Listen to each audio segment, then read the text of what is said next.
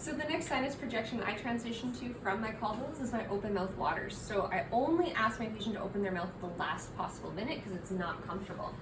So we're keeping that 13 by 13 centimeter field size, but I'm gonna make my field size wider again to start so that I can see that I've centered appropriately up and down. Now for waters, what we wanna do is use EAM again, so ear hole, and then we're using the mentis, so the tip of the jaw, and that's called MML, mental meatal line, and we want that perpendicular to our detector. We're gonna have that there. We want the top of our light field to be close to that same part of the frontal bone that we had in the Caldwell, but it's not as important because the frontal sinuses, as you can see, the frontal bone is so angled that they will get distorted.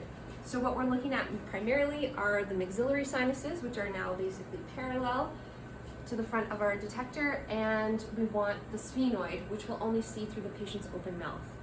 So the bottom of your light at this point should at least be below the chin, below the jaw. And then what we're gonna do is I'll keep the field size open for you to see first. We're gonna hold the patient to make sure there's no tilt or rotation. We're gonna ask them not to move their head, but just to open their mouth as wide as they can. And then you're gonna make sure that the bottom edge of your light is including the entire open mouth so that it comes below the bottom edge of the lip. If that's happening, then what we're gonna do is bring our field size into that 13 centimeters, and then ask for the patient to hold their breath, and we'll go take this picture.